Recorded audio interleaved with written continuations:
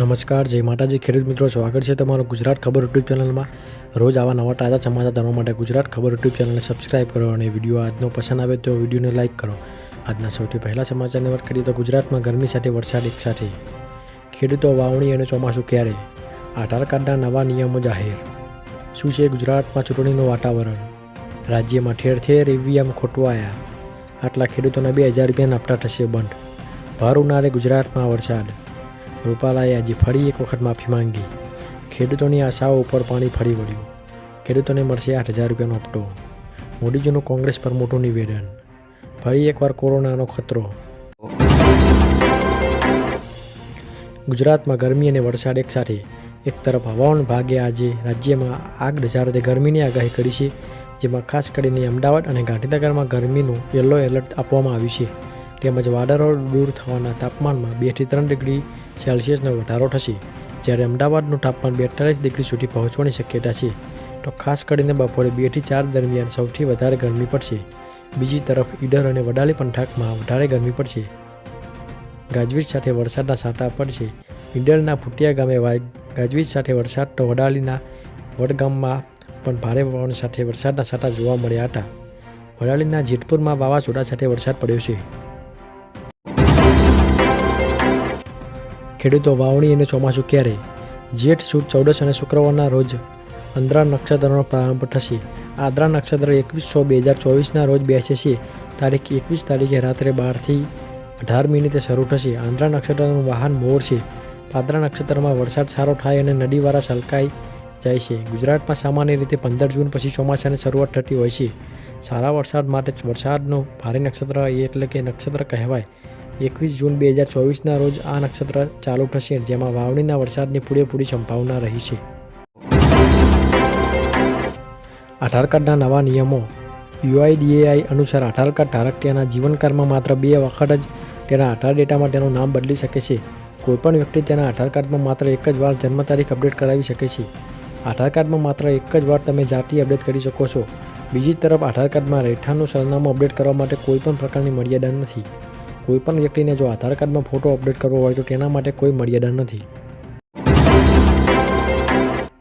શું છે ગુજરાતમાં ચૂંટણીનું વાતાવરણ, રાજ્યમાં 5 વાગ્યા સુધીમાં 55.22% વોટિંગ, રાજ્યમાં 5 વાગ્યા સુધીમાં 55.22% વોટદાન નોંધાયું છે, જેમાં વલસાડમાં સૌથી વધુ 68.12%, જો અમરેલીમાં સૌથી ઓછું 45.59% વોટિંગ થયું હતું। રાજ્યમાં ઠેર ઠેર ઈવીએમ ખોટવાયા, વહેલી સવારે 7 વાગ્યાથી ગુજરાતમાં મતદાન શરૂ થઈ ગયું છે, ત્યારે ગુજરાતમાં અનેક જગ્યાએ ઈવીએમ ખોટવાયા હોવાનું સામે આવી રહ્યું છે।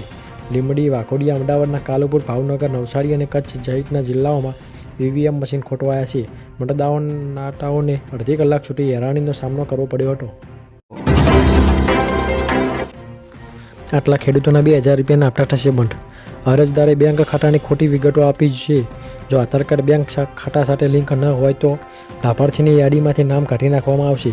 જો અરજદારની ઉંમર 18 વર્ષથી ઓછી હોય તો તેની યોજનાનો લાભ મળતો નથી।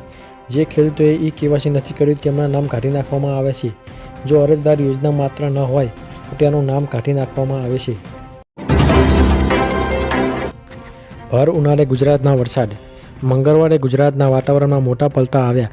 રાજકોટના વિછિયાના વિવિધ વિસ્તારમાં ભારે પવન સાથે કરાનો વરસાદ થયો। વિછિયા, થોડિયાળી, પીપરદી, સનાળી સહિતના ગ્રામ્ય વિસ્તારોમાં કરા સાથે વરસાદ ત્રાટક્યો હતો। અમરેલીમાં ધરતી સાંજે જિલ્લાના વાતાવરણમાં પલટો આવ્યો હતો। સાંજના સમયે અમરેલી શહેર સહિત કેટલાક વિસ્તારમાં કમોસમી વરસાદના છાંટા પડ્યા હતા। રૂપાલાએ આજે ફરીવાર માફી માંગી, પરસોત્તમ રૂપાલાએ કહ્યું કે મતદાનની પ્રક્રિયા પૂરી થઈ છે, ત્યારે હવે કોઈ મતવારો વિષય નથી અને રાજકીય વિષય પણ નથી। આજે હું નમ્રતાપૂર્વક સમગ્ર ક્ષત્રિય સમાજની માફી માંગુ છું। હું ક્ષત્રિય સમાજની માતૃશક્તિને પણ માફ કરવાની વિનંતી કરું છું।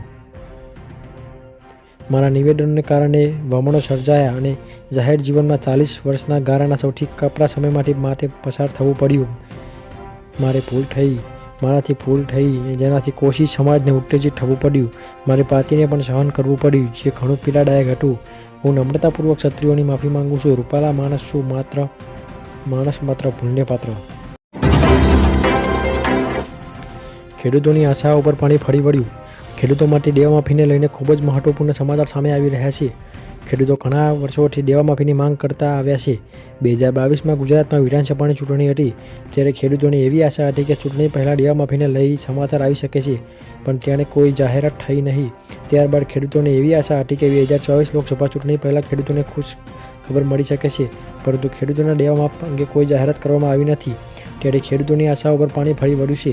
માત્ર કોંગ્રેસ સરકારે એવું જણાવ્યું છે કે જો તેમની સરકાર બનશે તો મોદી સરકારે જે ઉદ્યોગપતિઓની લોન માફ કરી છે તે રકમ ખેડૂતોની લોન માફીમાં વાપરવામાં આવશે. ખેડૂતોને મળશે 8,000 રૂપિયાનો હપ્તો. રાજસ્થાનના સરકારે ખેડૂતોને બજેટમાં રાહત આપી છે.